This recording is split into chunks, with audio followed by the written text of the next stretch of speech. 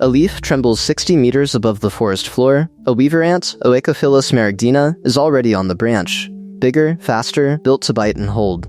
The worker does not retreat. She cannot outfight it. She does not have a stinger. What she has is 2 glands that run the entire length of her body, head to abdomen, swollen with a sticky, corrosive glue she has carried since the day she became an adult. She contracts her abdomen. The pressure builds against the inside of her exoskeleton, against a thin seam between her body segments. The seam splits, her gaster ruptures. The glands burst from the inside out, and a spray of white, adhesive secretion erupts from her head, coating the weaver ant's legs, mouthparts, and antennae in chemical glue. The weaver ant cannot move, neither can she. She is dead. The weapon worked. It can never be reloaded. To understand why this body exists, start before there was a body at all.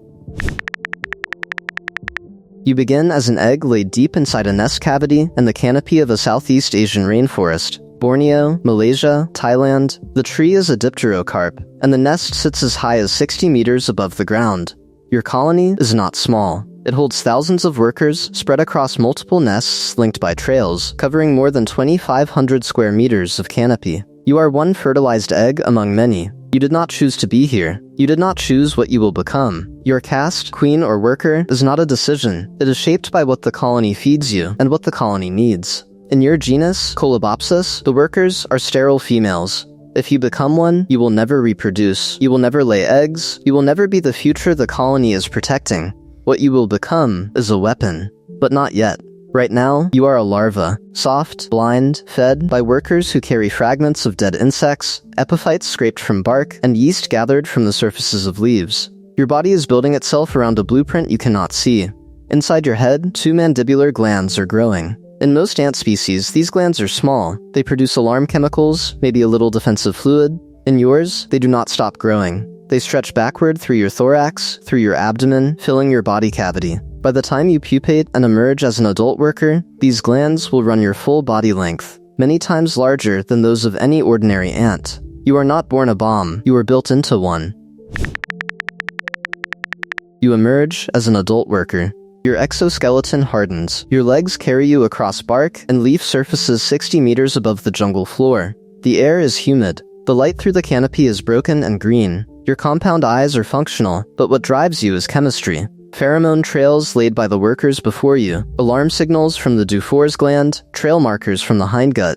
Your job is foraging. You graze on epiphytes. You scavenge dead insects, small invertebrate fragments, anything the colony can metabolize. The trails are set. You follow them. The colony needs calories, and you are one of thousands delivering them across branches, between nests, along networks of scent. You are remarkably sensitive to vibration. A slight tremor on the leaf surface, a footstep from another insect, and your body freezes. This is not thought. This is not a plan. Your nervous system locks your legs in place before you can process why. In a canopy full of spiders, birds, and rival ants, the workers that freeze at vibration survive longer than the ones that don't. You are one of the ones that freezes. But survival is a strange word for an animal carrying a loaded weapon. It can only fire by dying.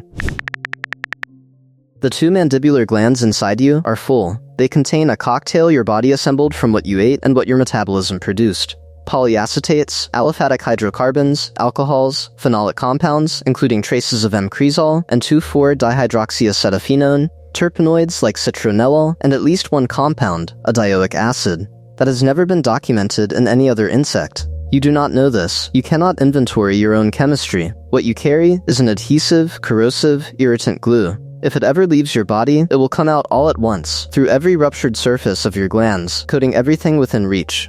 The glue is not designed for vertebrates. It is designed for arthropod limbs, the jointed legs, antennae, and mouthparts of spiders and rival ants. It tangles them. It locks their joints. It burns their cuticle. You carry this every second of every day. You forage with it. You walk your trails with it. You groom larvae with it sitting inside your body. The glands press against your organs. They fill the space where, in other ant species, there would be room for ovaries, but you are sterile. The colony did not build you to reproduce. It built you to carry, to forage, and, if the pressure is high enough, to rupture. The only way to empty what you carry is to die. Here is something no one expects. The weapon inside you shifts with the calendar. At the end of the wet season, the secretion in your glands is bright white. As the dry season begins and the colony's diet changes, the color shifts to cream, then pale yellow. This is a pH change, tied to what the colony eats, reflected in what your glands produce. You are, in a sense, a chemical log of the colony's season. Your body records the environment in the composition of a weapon you may never use, and if you do use it, the glue that sprays from your ruptured body will carry the signature of what the forest was doing the week your glands filled. No one reads this log. No one needs to. The colony does not track its workers by their gland chemistry, but the chemistry is there, a side effect of a body tuned entirely to production and defense. Your deadliest enemy is not a bird, it is not a spider, it is another. Ocophilus maragdina, the weaver ant, shares your canopy. Weaver ants are territorial, aggressive, and they hunt Colobopsis workers for food and for space. They are larger, they are faster, they build nests from living leaves stitched with silk, and when they find your trails, they follow them. This is the pressure your glands were built for. A weaver ant reaches you on a branch. She is already biting. Her mandibles close on your leg. You cannot match her size, you cannot outrun her, you have no stinger, no venom injector, no acid spray you can aim and walk away from. What you have is a seam. Between your abdominal segments, the intersegmental membrane, there is a thin fold of cuticle. It is the weakest point on your body. In most ants, this fold flexes when the abdomen expands with food or water. In you, it is a fault line. You contract your abdominal muscles, not to run, not to fight, to build internal pressure against the walls of your own body. The glands that run your full length, from your head to the tip of your gaster, are pressed inward. The membrane splits. Your abdomen ruptures along the seam. The glands burst, and the secretion, white, sticky, corrosive, sprays outward from the anterior of your head. The weaver ant's legs lock. Her antennae are glued to the branch. Her mouthparts are sealed. She may survive, but she cannot move, and she cannot return to her colony to recruit reinforcements. But here is what no one expects. The glue that just killed an enemy also kills microbes. The mandibular gland secretion has antimicrobial properties. Low insecticidal activity, but enough to suppress bacteria and fungi on contact. Your death did not just stop an attacker. It cleaned the surface you died on. If you ruptured near the nest entrance, you disinfected it. Your body is a weapon and a sanitation system. The colony built both into the same glands. You are not the only animal that dies this way. Thousands of kilometers of evolution away, in a completely different insect order, a termite, Globotermes sulphureus, does the same thing. When a soldier termite is overwhelmed, it ruptures its own body and releases a sticky defensive secretion that immobilizes the attacker. Ants and termites are not closely related. Ants are Hymenoptera, termites are Blattodea, closer to cockroaches than to you.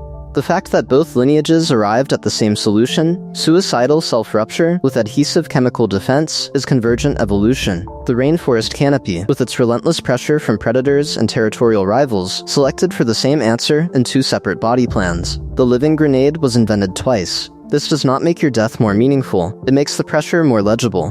When two unrelated animals, in two different orders, evolve the same suicidal defense, the environment is telling you something. The colony that holds territory survives. The individual that holds territory does not need to.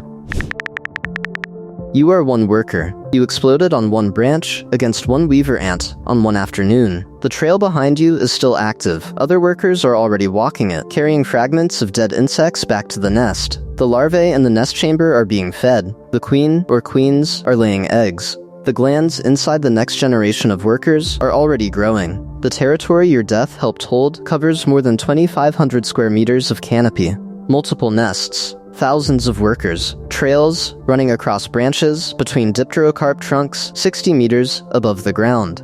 Your colony is not a single nest. It is a network, polygamous, spread across the treetops, linked by chemistry. Your sacrifice, and it is not a sacrifice in any moral sense, it is a pressured response built into your body, helped the colony retain foraging space. If your lineage carries the genes for autothysis, and if enough workers in the colony share those genes, the behavior persists. Not because it helps you, because it helps the copies of the genes that built you. You did not choose this. You did not plan it. You were not brave. Your abdominal muscles contracted, your membrane split, your glands burst, and the territory held. The colony does not mourn. The colony does not notice. The colony forages. You are not one species. The name exploding ant covers a group, the Colobopsis cylindrica complex, a tangle of closely related species in Southeast Asian canopies. Colobopsis sondersi, the Malaysian exploding ant, first described over a century ago. Colobopsis explodens, formerly named only in 2018. Colobopsis badia, others still being sorted. For decades, scientists treated them as one animal. It took a 2018 revision, Lassany, Zettel, and colleagues, to split the complex apart, describe the males for the first time, and establish the explodens as the model species for study. The ant that built a bomb inside its own body was not even properly named until 6 years ago. You were a sterile female. You could not reproduce. You could forage, carry, build, and groom. You could sense vibration on a leaf surface finer than your own body weight. You carried a chemical weapon assembled from compounds found nowhere else in the insect world, and you could fire that weapon exactly once. Your body was the cost. The colony was the beneficiary. And the forest, indifferent to your name or your species, kept producing the pressure that made your glands worth filling. You were not a soldier who chose a post. You were A, loaded round the colony spent,